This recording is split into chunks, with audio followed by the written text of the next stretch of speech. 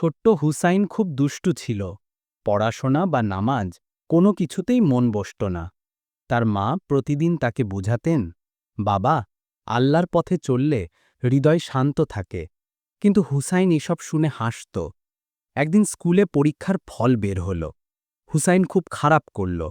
বন্ধুরা সবাই খুশি, আর সে একা চুপচাপ। বাড়ি ফিরে সে মায়ের সামনে এসে কান্নায় ভেঙে পড়ে। মা তার মাথায় হাত রেখে বললেন, বাবা, চেষ্টা করতে হয়, আর আল্লাহর কাছে দোয়া করতে হয়। দোয়া করলে কঠিন জিনিসও সহজ হয়ে যায়।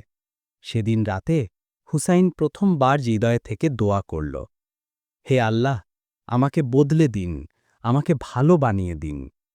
পরের দিন সে নামাজ পড়ল, মন দিয়ে পড়াশোনা করল। ধীরে ধীরে তার আচরণ, অভ্যাস সব বদলে গেল। বন্ধুরা অবাক, শিক্ষকরা প্রশংসা করল, কিন্তু সবচেয়ে বেশি খুশি হল তার মা। হুসাইন বুঝল, মায়ের দোয়ার নিদর চেষ্টা এই দুই একসাথে হলে আল্লাহ পথ খুলে দেন। শেষ সিনে হুসাইন মায়ের হাত ধরে বলল, আম্মু, আমার জন্য দোয়া করবেন, যেন সবসময় ভালো থাকতে পারি। মা হাসলেন, আর দুজনের মুখে শান্তির আলো ঝলমল করল।